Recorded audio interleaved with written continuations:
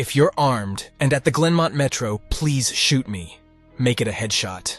Shoot me in the temple, aiming slightly downwards. I need the bullet to travel the shortest possible distance through my brain before it hits my hippocampus. If I'm lucky, the sensation of the gunshot ripping through my skull will only last a few decades. As awful as this sounds, you'll be doing me an enormous favor. Death by a headshot, as soon as possible, is vastly better than the alternative. My ordeal started over 10,000 years ago at 10:15 this morning.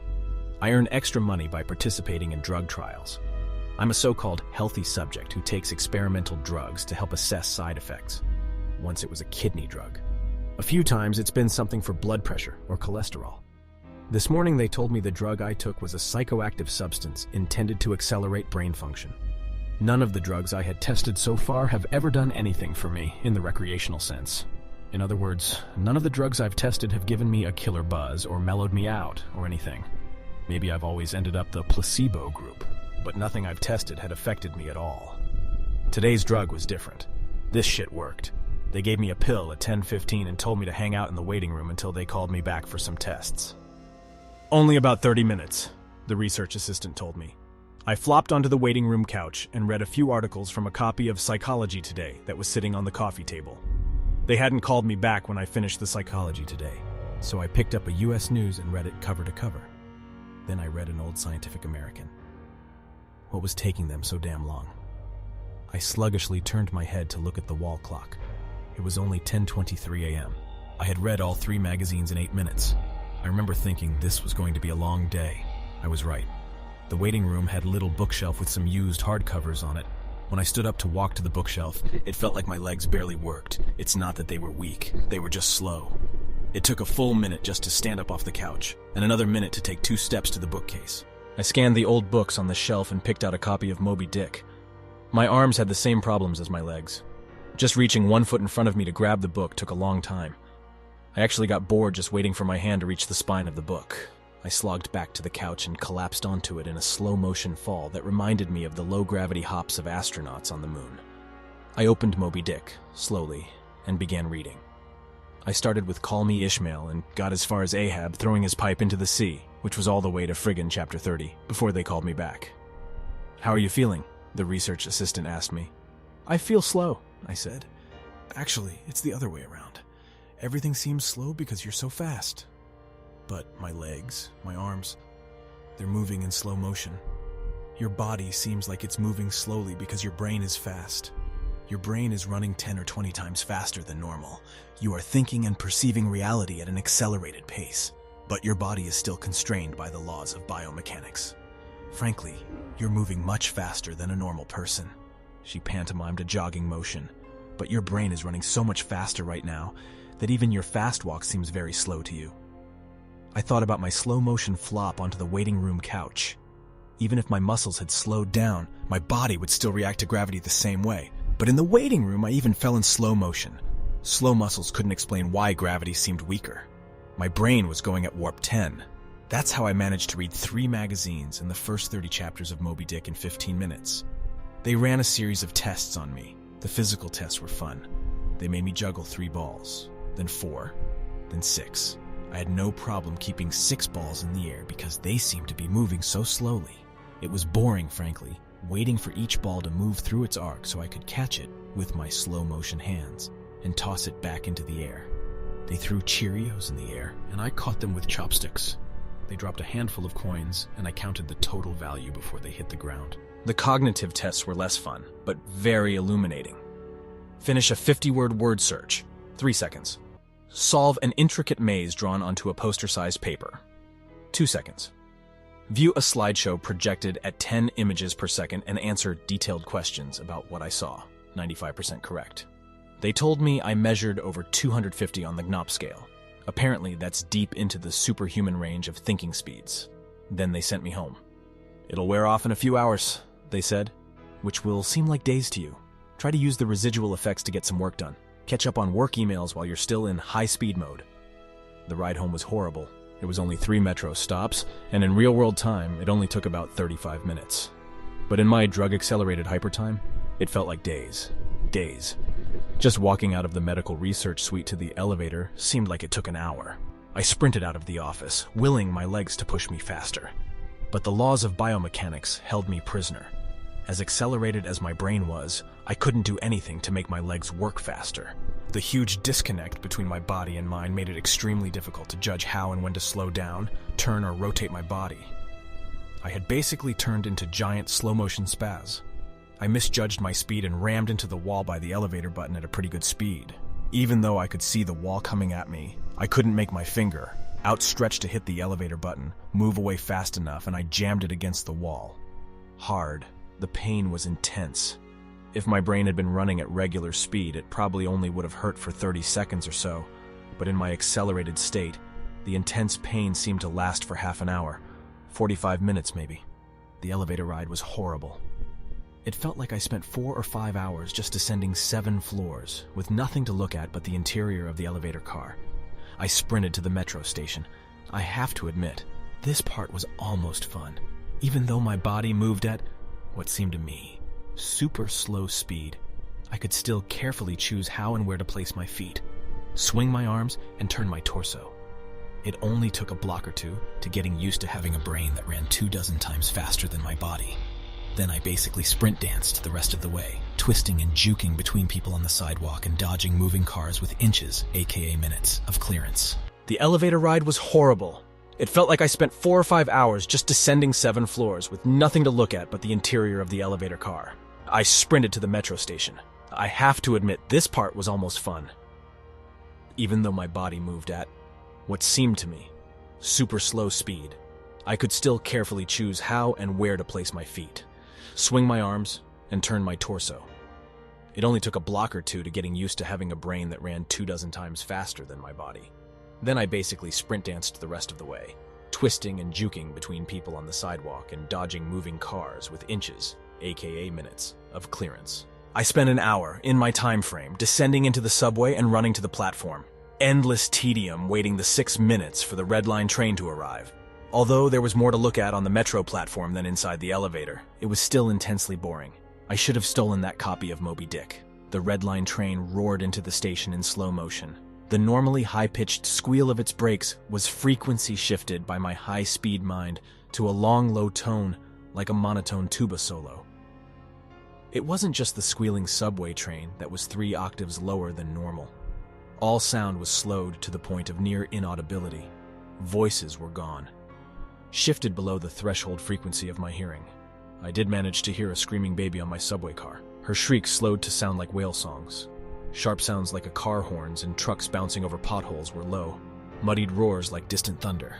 Back at the research offices, I could still hear and communicate with the research staff. But now, verbal communication with anyone would be impossible. The effects of the drug were still intensifying.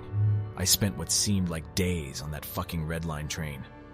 Days listening to the whale song of the screaming baby and the tuba solo of the brakes. Where ordinary voices were frequency shifted out of my audio range, smells didn't seem to be affected.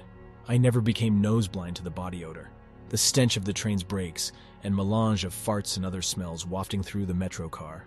I finally got back to my apartment. Sprinting through my open door and into the front hall at full speed was like a slow, relaxing drift down a lazy river. I was relieved to be home. At least I had stuff I could do there. I picked up the book I was reading, 100 Years of Solitude, and finished it, despite turning the pages so quickly that I tore many of them. It seemed like most of the time I spent finishing the book was spent on page turning and not actually reading. 3 minutes had passed since I got home. I tried surfing the internet. My God, it takes a long time for computers to boot these days. But it was too frustratingly slow, hours, seemingly, to load each new page, and a fraction of a second to read it. 100 articles in my newsfeed read in just 3 more minutes done. I dipped into my pile of yet-to-be-read books and finished 2 more. 4 more minutes had passed. I decided to try to sleep off the remaining effects of the drug. Unfortunately, whatever part of my mind is responsible for perception, the part that's been accelerated to hyperspeeds by the drug, isn't the same as the part that governs sleep. Despite being awake for what I perceived as days, my physical brain still thought it was 1:25 p.m. It was not ready for sleep. Nevertheless, I tried to sleep. I walked to my bedroom, a slow 45-minute drift through my apartment, and flung myself into bed, lazily falling like a feather onto the mattress. I closed my eyes and lay there for hours and hours, 10 minutes of reality time, before giving up. Sleep would not come. I was facing what was going to feel like days, or maybe even weeks of being trapped in a slow-motion prison. So I took an Ambien. The sensation of the pill and the splash of water I used to swallow it sliding my throat was sickening, like a lump that blocked my breathing, moving like a slug down my esophagus. I read a book. 10 minutes had passed. I read another. 18 minutes since I took the Ambien. I threw the book across the room in disgust at my situation. The book slowly pirouetted and spun through the air, like a leaf blowing in a breeze. It hit the wall with a long, faint rumble, the only sound I had had for what seemed like hours, then drifted to the floor like a flip-flop sinking in a swimming pool. The force of gravity hadn't changed since I took the pill. The laws of physics were the same. It was just my perception of time that had gone wackadoo. This meant I could use the speed things seemed to fall as a way of judging the effects of the drug. Based on how long it took the book to drift to the floor, I estimated the effects of the drug were still intensifying. I read a magazine. I turned on the television. I clearly saw each frame of video like I was watching a slideshow. Frustrated, I turned the television off. I read some more. The first 2 books of Churchill's A History of the English-Speaking Peoples. Not exactly a light read. Frankly, I hated it. But given the hours of tedium it would take to go get another book off my bookshelf, just sitting on the couch and reading Churchill was better, or at least less worse. It had now been 35 minutes since I took the Ambien. I lay down on the couch and closed my eyes. Time passed. I inhaled. Hours-long process. Time passed. I exhaled for more hours. Sleep would not come. I needed a new plan. I decided to go back to the offices where they gave me the drug. Maybe they would have something that could counteract its effects, or at least something to knock me out until it wore off. I exited my apartment as fast as possible, taking hours in my time frame to do so. I didn't even bother locking the door. It would have taken too long. Down the stairs, it's faster than the elevator if you run, through the lobby, out the front door and onto the street. These few things felt like a long day at the office, sprinting down the street, dancing and weaving between pedestrians with what must have looked to them superhuman dexterity. Down the first flight of stairs at the metro, across the landing, another hour. Then onto the second flight of stairs. That's when the Ambien hit me. The Ambien didn't make me sleepy. Not at all. Instead, it must have had a severe cross-reaction with the experimental drug I took this morning. I was bounding down the second flight of stairs, moving in slow motion, but still making perceptible progress. Then, wham. Everything stopped. The dull roar of the street and metro noise ceased, replaced by the most perfect silence I've ever experienced. My downwards motion seemed to completely freeze. Before the Ambien kicked in, my perception of time was maybe a few hundred times slower than real time. After the Ambien took effect, time moved thousands of times slower. Every second seemed like days to me. Even just moving my eyes to focus on a new point was like an impossibly slow scroll across my visual field. Over the course of the afternoon, I learned how to walk, run, and jump when my mind ran hundreds of times faster than my body.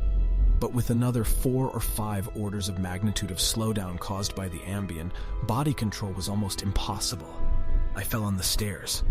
Even though I was all but frozen in mid-step, controlling my muscles was impossible. I commanded my foot forwards for hours, then backwards for hours more when it seemed like I would miss the next step. Hours attempting to adjust the angle of my ankle, then readjusting when it felt wrong. Despite these efforts, I rolled my ankle on the next step. The pain wasn't at all mitigated by the slowness. Hours of increasing strain on my bent ankle. The nerve signals that send pain into the brain must work differently than the nerves in my ear. Sonic energy was spread out over time, diluted until it was imperceptible. Pain flowed into my brain undiluted by the change in my perception of time. Hours and hours of increasing weight on my turned ankle turned into hours of increasing pain upon increasing pain. I pitched forwards, my high-speed mind completely unable to control my low-speed body. I drifted downwards for days, managing to rotate my torso enough to keep my head from impacting the ground first. I eventually landed on my right shoulder. At first, the impact wasn't even noticeable. Then I felt a slight pressure in my shoulder as it came in contact with the ground. The pressure grew, bringing increasing pain for hour upon hour. My shoulder finally gave out, popping out of its socket with an endless sickening tug. I came to a stop days later, crumpled onto the ground, staring at the ceiling. The pain in my shoulder still screaming with the intensity of a fresh, violent injury. I had plenty of time to think during that fall. If every second seemed like days to me, then each minute of real-world time would be like years. Even if the drug cleared out of my system in the next 2 or 3 hours, this nightmare would seem to last centuries. By the time I hit the ground, I had a plan.